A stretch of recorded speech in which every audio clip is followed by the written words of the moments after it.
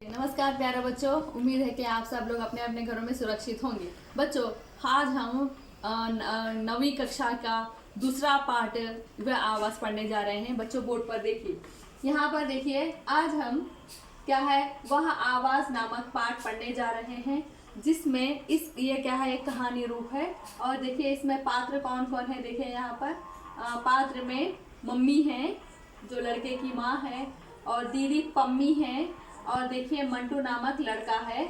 अभी यहाँ पर आप जो चित्र देख रहे हैं बच्चों, ये चित्र में देखिए ये क्या है, एक पेट जैसा हर मनुष्य को होता है ना, पेट खाते हैं तो जब क्या है उसमें से कुछ आवाज़ निकल रही है। बच्चों ये जो आवाज़ है, ये आवाज़ पेट से निकल रही है। पेट से आवाज़ कैसा निकलती है और या फिर वो उसका राज क्या है, अब हम पाठ में जानेंगे। बच्चों अभी हम देखेंगे वह आवाज़ पाठ, अभी आप पुस्तक में देखिए। बच्चों अभी हम देखेंगे वह आवाज़ पाठ और उसके लेखक कौन है, रचनाकार कौन है, देखेंगे। बच्चों विष्णु प्रभाकर हिंदी के प्रतिष्ठित नाटककार व कहानीकार कवि हैं। देखिए लेखक हैं, और यहाँ देखिए उनके द्वारा कई ऐसे नाटक भी हैं और कहानियाँ भी हैं, लेकिन आज हमारे सामने प्रस्तुत है वह आवाज़। इनके अतिरिक्त तो उन्होंने जीवनी और लघु कथा साहित्य में भी अपनी प्रतिभा व परिचय दिया है, और इसकी पहली लघु कथा और सार्थकता मुंशी प्रेमचंद द्वारा और संस्थापित और संपादित हंस पत्रिका में जनवरी 1949 के अंक में प्रकाशित हुई थी। और इनके अब तक जीवन परायक, आपकी कृपा और कौन जीता कौन हारा नामक 3 लघु कथा संग्रहित प्रकाशित हो चुके हैं। इन तीनों ही संग्रहों में से लघु कथाएँ और बोध कथाएँ दोनों साथ साथ रखी गई हैं, और इनकी कहानियों में मनुष्य के बीच में बनाई गई सीमाओं और सहन व्यंग किया गया है। और इनकी कुछ रचनाएं हैं भावात्मक धरातल पर आकर सांप्रदायिक और भेदभाव को भुलाने की प्रेरणा देती है। विष्णु प्रभाकर जी सन 1963 के बाद लिखी लघु कथाएं और मुख्य रूप से मानवीय संवेदनाओं की रचनाएं हैं, और उन्होंने द्वंद्व के मध्य के माध्यम से छिपे हुए शुभ और सुंदर तत्वों को उभारने का कलात्मक प्रयास किया है। इस तरह से इन रचनाओं की ताकत इनकी और सजग सरलता व सहजता है। मतलब यहाँ पर जो सामाजिक जो घटनाएं घट रही हैं उस पर आधारित है। देखिए बच्चों, प्रस्तावना प्रसंग में हर किसी के भीतर एक गीत सोता है। देखते हैं ना बच्चों, हम लोग फिल्मों में भी एक हीरो अपने मन से गाता है। इस तरह से यहाँ पर हर मनुष्य के भीतर या मन में कुछ ऐसा गीत सोता है जो उसी का और प्रतीक्षामान होता है, और कि कोई उसे छू कर जगा दे और ज़मीं परते और पिघला दे और एक धार बहा दे। इस तरह से ये प्रस्तावना प्रसंग जो है आग्नेय के द्वारा ये एक भी लेखक है, उनके द्वारा बताई गई कुछ पंक्तियां हमारे सामने प्रस्तुत है। इस तरह से इससे संबंधित कुछ प्रश्न हैं बच्चों। और हर किसी के भीतर एक गीत सोता है का क्या अभिप्राय है। मतलब यहाँ पर बताना चाहते हैं कि हर किसी के, देखो बच्चों यहाँ पर पहले प्रश्न दिया गया है, हर किसी के भीतर एक गीत सोता है का क्या अभिप्राय है। इसका अभिप्राय यह है कि प्रत्येक व्यक्ति के मन में एक अनुभूति होती है, वह अनुभूति अत्यंत खूबसूरत होती है। तब तक वह सोता रहता है जब तक हम अपने मन की बात स्वयं सुनने नहीं लगते, तब तक। इस तरह से दूसरा प्रश्न हुआ बच्चों, सबको अपने मन की बात सुननी चाहिए, इसके बारे में आपका क्या विचार है। जीवन में क्या है, आत्मविश्लेषण का बहुत बड़ा महत्व है। मतलब इसके द्वारा हम स्वयं में सुधार कर सकते हैं या अच्छे बुरे का निर्णय भी कर सकते हैं। हमारा मन हमें बुरा काम करने से रोकता है। इस तरह से तीसरा प्रश्न है बच्चों, हमारा मन हमें बुरे काम करने से कैसे रोकता है। प्रत्येक काम करते समय और हमारा मन उसकी अच्छाई बुराई के बारे में बताता है, और यदि काम गलत हो तो मन कहता है कि इसे मत करो। अगर हम गलत काम तभी करते हैं जब तक जब हम अपने मन की बात ना माने। इस तरह से बच्चों अभी हम देखते हैं इस तरह से हमारा मन क्या चाहता है क्या नहीं चाहता, यहाँ पर इसके बारे में बताया गया है। बच्चों यहाँ पर भूमिका में प्रस्तुत कथा में एक बालक के क्या है सामान्य अपराध पर उसके मन में क्या मचलने द्वंद्व की और या फिर झलक मिलती है। ये द्वंद्व निरंतर उसका पीछा करता रहता है। इस तरह से जब तक अपने भीतर की आवाज़ को पहचान कर अपराध स्वीकार नहीं कर लेते और उसे संतोष भी नहीं मिलता। इस तरह से अब हम देखते हैं बच्चों, अब हम पाठ में आएंगे। ये क्या कहानी है, ये आवाज़ क्या है, इस तरह भी हम जानकारी प्राप्त करेंगे। बच्चों देखो, आप यहाँ पर देखिए, मंटू जब स्कूल से बच्चों अब हम पाठ में आएंगे। मंटू जब स्कूल से लौटा तो वे बहुत थका थका सा लग रहा था और घर के दरवाजे में प्रवेश करते ही वे अपनी माँ को मुस्कुराते हुए पाता था। देखिए, रोज़ आप स्कूल जाकर आते हैं ना, तब मम्मी आपको रास्ते में मिलती है, बहुत खुश होती है क्योंकि बच्चा मेरा थका थका घर आया है, उसे कुछ ना कुछ खिलाती है। और आज उसकी माँ वहाँ नहीं थी और वे अंदर घुसा चला आया और उसने अपनी कमरे में जाकर बस्ता पटक दिया और माँ की तलाश में निकल पड़ा। और उसका जी कर रहा था कि वे झपट कर माँ के गले से लिपट जाए और रोना मुँह जैसा बनाकर उसे डांट पिलाए। और इस तरह से आज तुम दरवाजे पर क्यों नहीं मिली और मुझे ज़ोरों की भूख लगी है, इस तरह से कहूँगा वह सोचता है। उतने में देखिए वहाँ पर भूख की याद आते ही उसे लगा कि वे जैसे सचमुच ही भूखा है और रोज़ ऐसा होता था, लेकिन स्कूल से अपने घर पर उसे खाने के लिए दे देती थी, लेकिन आज सब कुछ उलट पुलट हो गया है। आखिर बात क्या है, माँ कहाँ गई, इस तरह से वे सोचने लगता है। माँ कहाँ गई, घर में भी इधर उधर सामान पड़ा हुआ है, क्या वजह है, मेरी माँ क्यों दिखाई नहीं देती, इस तरह से वे सोचने लगता है। सोचता सोचता वे रसोई घर के पास वाले कमरे में जा पहुँचा और वहीं बैठकर वे लोग खाना खाया करते थे। और वे लोग बहुत अमीर नहीं थे, एवरेज थे, मिडिल फैमिली थी और उसके घर में बढ़िया सी खाने की मेज़ भी तो नहीं थी, लेकिन फिर भी जिस दिन किसी का खाना होता था उस दिन वो 2-3 छोटी छोटी मेज़ें जोड़कर उन पर चादर बिछा दी जाती थी और खाना लगा दिया जाता है। पता है बच्चों, आपके ही घर में कोई मेहमान आएंगे तो घर पे थोड़ा सजा वजा कर रखते हैं ना, वैसे आज मंटू के घर में भी वैसा ही हुआ। और अचरज से मंटू ने देखा कि आज भी सब कुछ उसी तरह लगा हुआ है, पर ज़रूर कोई खाने पर आने वाला है। हो सकता है कि कोई रिश्तेदार उसके घर आने वाले थे, तब तो बड़ा अच्छा बढ़िया चीज़ें खाने को मिलेगी, बहुत सारे वैरायटीज़ भी बनाते हो ना अपने घर में। उसी तरह वे सोचते सोचते उसकी निगाह मेज़ पर गई और उस पर सजा था और खाने का सामान, सेब, चीकू, संतरे, रसगुल्ला, दाल बीची और इत्यादि बहुत सारे यहाँ पर आपको चित्र दिखाई दे रहे हैं, जिसमें बहुत सारे खाने की चीज़ें आपको दिखाई दे रही हैं ना। वो देखकर मंटू बहुत खुश हो गया। बच्चों अब हम फिर लेसन में आएंगे। पाठ उसने सोचा कि माँ ज़रूर रसोई घर में समोसे बना रही होगी। हाँ, रामू भी दिखाई नहीं देता है, वे ज़रूर बाज़ार गया होगा। ये रामू कौन है मालूम है आपको? उसके घर में काम करने वाला। वो क्या है, घर में उसकी माँ की सहायता भी करता है काम करने में। पिताजी शायद अभी तक उस दफ्तर से नहीं आए होंगे, वे मेहमान को लेकर आएंगे। वे हमेशा ही ऐसा ही करते हैं, पर पम्मी अभी तक क्यों नहीं आई? ज़रूर उसके स्कूल में आज कोई ख़ास बात है, इसीलिए वो अभी तक स्कूल से घर नहीं लौटी। उसे लगा जैसे कि अकेला है और आसपास कोई नहीं है। घर में वह जस्ट राजा जैसा महसूस कर रहा है, अकेला घूम रहा है। और सामने फल और मिठाइयाँ देखकर उसके पेट में ज़ोर से चूहे कूदने लगे। बहुत सारे मेज़ पर आप देख रहे हैं बहुत सारे खाने की चीज़ें पड़ी हैं और वे सोच रहा है कि अरे बहुत सारी खाने की चीज़ें आसपास इधर उधर कोई देखने वाला नहीं है, मैं जितनी चाहे उतनी चीज़ें खा सकता हूँ। इस तरह से वे सोचने लगा।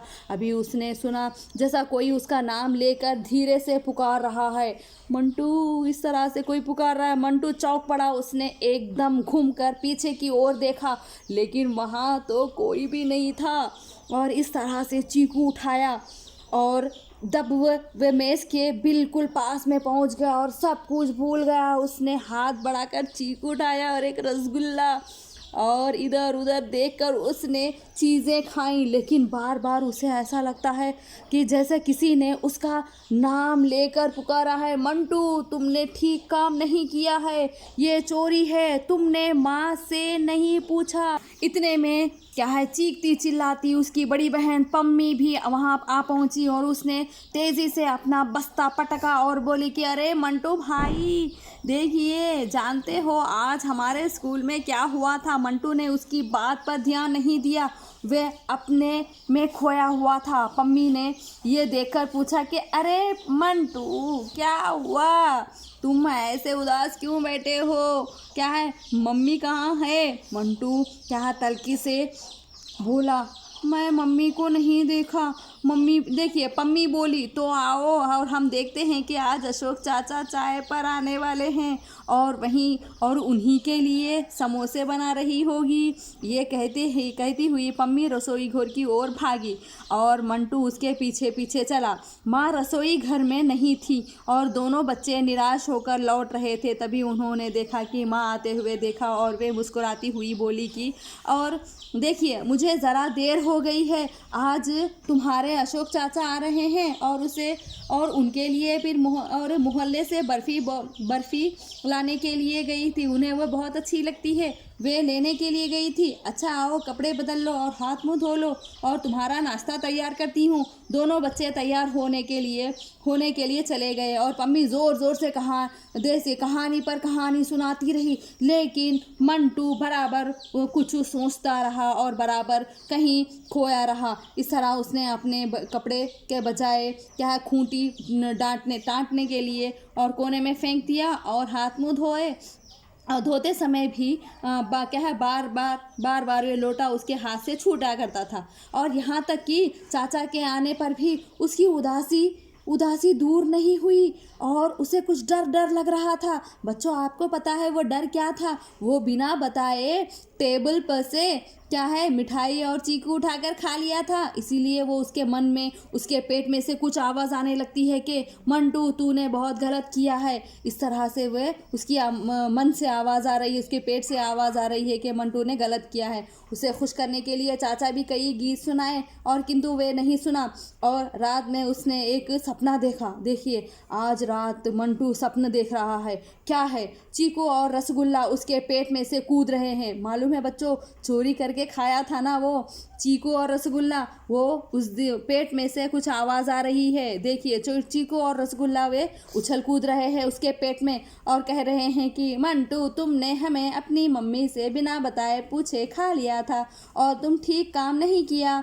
और वे सवेरे उठा किंतु वे अब भी और प्रसन्न नहीं था। और उस दिन उसने स्कूल का काम भी नहीं किया, मम्मी से ही करवाया था। और देखिए ये बच्चों, यहाँ पर इसने और एक गलती किया, अपना होमवर्क अपनी मम्मी से करवाया है। और इस तरह सबसे पहला पीरियड गणित का था, गणित मतलब मैथ्स पीरियड था, और आज उसके सारे सवाल ठीक थे। लेकिन देखिए, हमेशा होमवर्क करते हैं ना, कभी कभी कुछ ना कुछ गलती होती है। और वैसे ही मंटू की भी कुछ गलतियाँ होती थी मैथ्स में, लेकिन आज सारे आंसर ठीक थे। हाँ, मतलब वो कोई कुछ ना कुछ गलती कर रहा था। अध्यापक ने प्रसन्न होकर उसकी पीठ थपथपाई और कहा कि मंटू तुम होशियार होते जा रहे हो और इस तरह मेहनत करोगे तो क्लास में फर्स्ट आओगे। इस तरह मंटू ने अध्यापक की बातें सुनी और वे चुप रहा, क्योंकि वो गलत बोल रहे थे। क्योंकि यहाँ पर देखिए, उन्हें पता चल गया कि वे ये होमवर्क उसने नहीं किया। और इस तरह से और जैसे लगा कि वो किसी ने उसे पुकारा है और मंटू तुमने फिर से गलत किया। अभी बच्चों यहाँ पर चित्र देख रहे हो ना, चित्र में देखिए वो माँ उससे क्या बातें कर रही है। इस तरह से अभी हम देखेंगे मंटू चौंक पड़ा, लेकिन जितना ही वे चौंकता है आवाज़ उतनी ही तेज़ आवाज़ आती है। उसके पेट से कुछ आवाज़ें आने लगती है। उसने साफ साफ सुना, आवाज़ कह रही थी और मंटू तुमने ठीक काम नहीं किया है। सवाल तुमने अपने आप नहीं किए हैं। मतलब यहाँ होमवर्क किससे करवाया? अपनी माँ से करवाया ना, इसीलिए। और देखिए, अपनी मम्मी से करवाए हैं। और मंटू ने सोचा कि आखिर ये आवाज़ कहाँ से आती है? क्या मेरे अंदर से आती है? क्या रात में सपने बोलने की तरह भी सवाल भी मेरे पेट में बैठे हुए बोल रहे हैं। हाँ, मंटू को लगा कि जैसे कि उसे पसीना आ रहा है और वह मशीन की तरह सीट से उठा और अध्यापक जी की आवाज़ के पास देखिए मेज़ के पास आ गया और वे धीरे से बोला कि सर, मैं आपको एक बात बताना भूल गया था। क्या है? अध्यापक ने पूछा। क्या बात है? मंटू ने धीरे से कहा। सर, ये सारे सवाल मेरे मम्मी ने किए हैं। अध्यापक ने मंटू को ऊपर से नीचे तक देखा, क्योंकि आज तो पूरे प्रश्न के उत्तर करेक्ट हैं, और फिर भी आंखों से झांक और मुस्कुराहट कर बोले कि और तो क्या हुआ, आज तुमने अपनी मम्मी से पूछकर किए हैं और कल अपने आप कर लोगे, और मुझे खुशी हो रही है कि तुमने सच कहा। इस तरह से बच्चों, हमें कुछ गलती भी होती है तो इमीडिएटली हमें उसका पश्चाताप करना चाहिए। और मंटू को लगा कि जैसे कि एक ही क्षण में सब कुछ पलट गया और वे बिल्कुल हल्का हो गया, क्योंकि वह मास्टर से कुछ नहीं छुपाया। मास्टर से तो बता दिया कि उसका होमवर्क उसकी माँ ने किया है। मास्टर जी जो कुछ पढ़ा रहे थे और वे सब उसे खुद बहुत अच्छा लग रहा था, और यहाँ पर उसे बहुत खुशी हो रही कि वे दिन भी प्रसन्न रहा, और वे लेकिन बीच बीच में उसकी मिठाई की बात उसे याद आ रही थी। देखिए बच्चों, इस तरह से छुट्टी मिलने पर वे सदा की तरह भागता हुआ घर आया, और स्कूल होने के बाद वे भागता हुआ घर आया और माँ के दरवाजे पर खड़ी मुस्कुराकर देखता है, और उसकी गले से चिपट कर मंटू बोला कि मम्मी मैं तुम्हें एक बात बताना भूल गया था कि कल जब मैं घर आया था तो तुम मुझे यहाँ नहीं मिली और मुझे बड़ी भूख लग रही थी, और देखिए तुमसे बिना पूछे मैंने रसगुल्ला और चीकू उठाकर खा लिया। और मम्मी एक क्षण को गंभीर हुई और फिर मुस्कुराकर बोली कि तो कल तुमने चोरी की थी, लेकिन कोई बात नहीं है, देर से सही लेकिन तुमने मुझे बता दिया है। और देखो, आओ कपड़े बदल लो, मैं तुम्हारे लिए नाश्ता बनाती हूँ। लेकिन वहाँ देखिए, हाँ बेटा, तुम्हें अपना अपराध स्वीकार करने के लिए भी किसने कहा? मंटू ठिठक कर फिर बोला कि पता नहीं मम्मी, और तब से बराबर कोई मुझसे कह रहा है, जब से मैंने चीकू चुरा कर खाए हैं ना, तब से मेरे मन में मेरे पेट से कुछ आवाज़ आ रही है। मंटू, तुमने गलती की है। आज असल में मम्मी और चीकू और रसगुल्ला मेरे पेट में बैठे बैठे बोल रहे हैं। मुझे आपको पता है मम्मी, मेरे पेट से रसगुल्ला और चीकू बात कर रहे हैं, और सपने में मैंने उन्हें भी देखा था, सपने में भी मुझे ऐसे ही आ रहा है। और देखिए, मम्मी का चेहरा खिल उठा और वे बोली कि मंटू, ये तुम्हारी अपनी ही आवाज़ है, आप पेट में से कोई आवाज़ नहीं है, ये अपनी खुद की आवाज़ है। जब कोई बुरा काम करता है तो वह आवाज़ तुरंत ही उसे चेता दे देती है। देखिए, इस तरह मंटू बोला, मम्मी, मैंने अध्यापक से भी कह दिया है कि आज के सवाल भी मेरी मम्मी ने ही किए हैं, मैंने नहीं किया। वे बहुत खुश हो गए, और ये सुनते ही दोनों हाथ आगे बढ़ाकर मम्मी मंटू को अपनी छाती से लगा ली, और इस तरह से, और फिर उसके गालों को बार बार चूमती हुई बोली कि और तुम बहुत अच्छे हो, बहुत ही भले हो, और सच्चे भी हो। हाँ बच्चों, इस चित्र में आप देख रहे हैं ना, मम्मी किस तरह से मंटू को माफ़ कर देती हैं। बच्चों, यहाँ पर देखिए, हमारे द्वारा कई ऐसे गलतियाँ भी होती रहती हैं, लेकिन हमें तुरंत ही इसका पश्चाताप करना पड़ेगा। देखेंगे यहाँ विचार अर्थग्राता प्रतिक्रिया में, देखिए विचार विमर्श में देखिए, मंटू की तरह आप में भी कोई गलती किए होंगे जिससे आपको माता पिता नाराज़ हुए होंगे, ऐसा कुछ घटना पर आधारित है। बच्चों, ये आपके द्वारा कुछ भी गलती हो तो बताने, लेकिन अपने माता पिता को नाराज़ मत कीजिए। अगर कुछ गलती हो गई तो भी उसे माफ़ी मांग लीजिए, और एक छोटी सी 5 लाइन वाली एक छोटी सी कहानी लिख देना। बच्चों, अभी दूसरा प्रश्न हम देखेंगे। यदि मंटू ने अपने माँ से पूछकर खाया होता तो क्या माँ उसे मना करती? और बड़ों से पूछकर या फिर उन्हें बताकर काम करना चाहिए, इसी में लाभ होता है। देखिए बच्चों, उसका प्रश्न का उत्तर मैं इस तरह से पढ़ रही हूँ। देखिए, यदि मंटू ने माँ से पूछकर खाया होता तो, और माँ उसे मना नहीं करती, क्योंकि अगर मना करती भी तो उसका कोई उचित कारण नहीं होता, और बड़ों से पूछकर भी या फिर उन्हें बताकर ही काम करने में ही हमें लाभ है। देखिए बच्चों, पढ़ना, भाव समझना और भाव का विस्तार करना है। पाठ के आधार पर कुछ प्रश्न पूछे गए हैं। पाठ पढ़कर बताइए कि निम्नलिखित प्रश्नों के उत्तर देना है। देखिए, आज तुम दरवाजे पर क्यों नहीं ठहरी, इस तरह से वह अपनी माँ से प्रश्न पूछता था ना। देखिए, उसके बाद देखिए, अरे मंटू भैया तुम ऐसे उदास क्यों बैठे हो, क्योंकि यहाँ पर मंटू ने एक गलती की है ना, बिना बताए क्या चीकू और मिठाई खा लिया था, इसीलिए वो अपनी दीदी इसके से पूछती है। और इस तरह मेहनत करोगे तो क्लास में फर्स्ट आओगे। इस तरह अध्यापक ने उन्हें बताया था कि इस तरह से मेहनत करके अच्छा मार्क्स आ जाएंगे तुम्हें। मंटू जब स्कूल से घर पहुंचा तो उसे खाने के मेज़ पर क्या क्या चीज़ें दिखाई दी। हाँ, बहुत सारे फल वगैरह दिखाई दिए ना। वो फल क्या क्या थे उसका नाम लिखा है, बताइए बच्चों, क्योंकि मैंने आपको पढ़कर बताया है।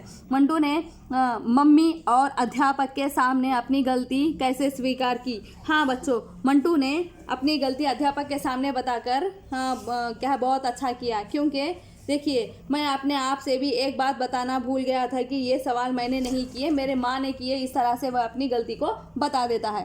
बच्चों, अभी यहाँ पर हम देखेंगे मंटू की माँ उसके चाचा के लिए क्या क्या तैयारियाँ की थी। देखिए, कभी कोई घर में मेहमान आते हैं ना, तब हम बहुत सारी तैयारियाँ करते हैं। इस तरह हम कहीं जाते हैं तो वो लोग भी हमारे लिए कुछ ना कुछ बना, अलग अलग वेराइटीज़ बना कर रखते हैं ना। इस तरह से मम्मी ने भी उनके लिए बहुत सारे फल और मिठाइयाँ भी बना कर रखा था। और यहाँ पर अब हम देखते हैं कि स्कूल छूटने के बाद मंटू जब घर आया तो उसकी माँ दरवाजे पर खड़ी हुई दिखाई नहीं दी, और उस समय उसके मन में क्या क्या विचार आए होंगे। हो सकता है बच्चों, देखिए, हर समय आपकी माँ आपके सामने दिखाई देती है, कभी इत्तेफाक से वो नहीं होती, तो आपके मन में किस तरह के विचार आए होंगे। लेकिन मंटू के विचार इस तरह से, क्या मैं माँ की तबीयत खराब हो गई थी, क्या वो अस्पताल गई थी, क्या घर के सब लोग मुझे छोड़कर कहीं घूमने चले गए, क्या माँ नानी के गाँव चली गई, क्या माँ बाजार के लिए मेरे लिए कुछ चीज़ें खरीदने के लिए लाई है, या फिर किसी के रिश्तेदार की तबीयत ठीक नहीं है उन्हें देखने के लिए गई थी। इस तरह के कई प्रश्न हैं बच्चे जो हमारे मन में आते हैं। और देखिए, तीसरा प्रश्न, मंटू अपने आप को बिल्कुल हल्का क्यों महसूस करने लगा। हाँ बच्चों, सहज ही है ना, वो 2 गलतियां किया था और 2 गलतियां भी अपने वो मान लिया है। पहली गलती, वो बिना बताए, माँ को बिना बताए वो चीकू और मिठाई खा लिया था। और क्या है, बाद में मम्मी के द्वारा होमवर्क करवाया था। ये 2 गलतियां उसने करवाया है, इसीलिए वो 2 गलतियों को भी मानकर वो क्या है, अपनी गलतियों को मानकर अपने मन को बहुत ज़्यादा हल्का करने लगा। बच्चों, उसके बाद यहाँ पर एक अनुच्छेद दिया गया है, और अनुच्छेद को देखकर प्रश्नों के उत्तर आपको पढ़ने होंगे। यहाँ पर जस्ट मैं बता रही हूँ आपको, इसको ध्यान से देख लीजिए और उसको पढ़ लीजिए। और नीचे और उसके बाद कुछ प्रश्न भी यहाँ पर दिए गए हैं, वो प्रश्नों के भी उत्तर आप लिखने का प्रयत्न कीजिए। ठीक है बच्चों, इस तरह से अब हम इस तरह के ये प्रश्नों के भी उत्तर आपको बाद में बताएंगे, कक्षा में करवाएंगे। उसके बाद यहाँ पर देखिए, उनकी धन और संपत्ति समाज कल्याण के लिए क्या क्या है, ये पैराग्राफ के अनुच्छेद के ही प्रश्न दिए गए हैं बच्चों, यहाँ तक। उसके बाद यहाँ पर आपको देखना है अभिव्यक्ति सृजनात्मक में बच्चों आप देखिए, यहाँ पर देखिए, मंटू चोरी से मिठाई खाने के बाद उखड़ा उखड़ा रहने लगा।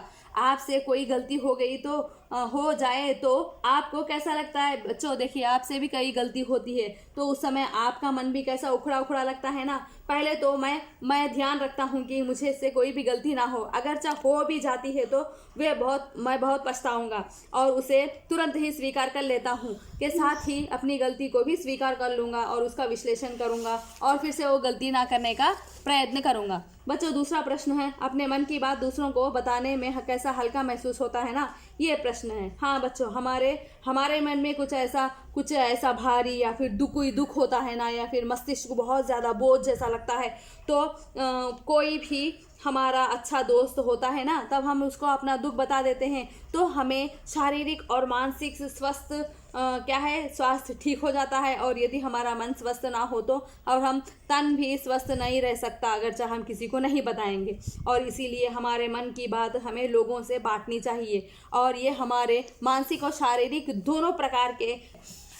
इस तरह से बच्चों अब हम देखते हैं तीसरा प्रश्न। मंटू क्या है, देखिए, मंटू ने रसगुल्ला और चीकू खाने की बात अपनी माँ को किस प्रेरणा के आधार पर बताई थी। उसको देखिए उसको ये प्रेरणा कैसे मिली।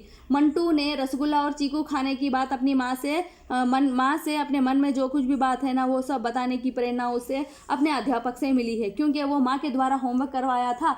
वो बताकर वो क्या है गलती को स्वीकार कर लिया है। इस तरह से वो मंटू घर आकर अपनी माँ के सामने चीकू खाने का जो अपराध किया था वो स्वीकार करता है। अपराध स्वीकार कर लेने के बाद मम्मी और अध्यापक ने मंटू के संबंधी की क्या सोचा होगा, इस तरह के प्रश्न आपको खुद से लिखने पड़ेंगे। और इसके बाद मंटू का चरित्र चित्रण कैसा था, वो किस तरह का लड़का था, और सृजनात्मक अभिव्यक्ति में पाठ के आधार पर मंटू और मम्मी और पम्मी का वार्तालाप लिखिए। बच्चों आपने खुद ही से आप मंटू, मम्मी और पम्मी तीनों के बीच में जो बातचीत हुई उसका थोड़ा सा विश्लेषण करके लिखना है। बच्चों आपने खुद से लिख सकते हो और कहानी को आगे बढ़ा सकते हो। प्रशंसा में अपनी गलती मान लेना अच्छे लोगों की निशानी है, ऐसे क्यों कहा होगा, अपने विचार लिखिए। बच्चों जो कुछ भी हमसे गलती होती है और हम उन्हें क्या है सामने ही क्या है माफ़ी मांग लेना चाहिए और सुधार भी कर लेना चाहिए, और फिर से गलती उसको फिर से नहीं रिपीट करना चाहिए। इस तरह से यहाँ पर बच्चों को इंकरेज करने के लिए बताया गया है। बच्चों अब हम यहाँ पर देखेंगे भाषा की बात में निम्नलिखित प्रश्नों के अर्थ लिखकर उनसे वाक्यों में प्रयोग कीजिए। पेट में चूहे कूदना मतलब क्या है, इसका भूख लगना, बहुत ज़्यादा भूख लगती है ना, स्कूल से जाकर आके खेल कर जब आते हैं तो बहुत भूख लगती है। सो इसका मीन अर्थ लिखना है और उससे वाक्यों में प्रयोग भी करना है बच्चों। उसके बाद देखेंगे हम, देखिए खोए रहना मतलब क्या है, किसी बात पर ध्यान ना देना, मतलब हम कुछ और बोलते हैं तो तुम लोग सुनते नहीं, मतलब मन कहीं और है। इस तरह से डांट पिलाना मतलब क्या है, क्रोध में बोलना, मतलब बहुत ज़्यादा गुस्से में माँ जब बोलती है तब क्या है, इस तरह से वो वाक्य बनाना है। और पीठ थपथपाना मतलब प्रशंसा करना, कभी कहीं जीत कर आते हैं तो क्या है अध्यापक लोग क्या प्रशंसा करते हैं ना, इस तरह से पीठ थपथपाना। इस तरह से बच्चों अब हम देखते हैं आपके पढ़ते समय मालूम हुआ होगा कि कुछ शब्द पुरुष जाति होते हैं और कुछ बोध कराते हैं, और कुछ स्त्री जाति, जहाँ पर स्त्रीलिंग और पुल्लिंग होता है ना, और इस तरह से शब्द जाति का बोध कराए तो उन्हें पुल्लिंग, और या फिर स्त्री जाति का पुल्लिंग कराए तो उसे स्त्रीलिंग कहते हैं।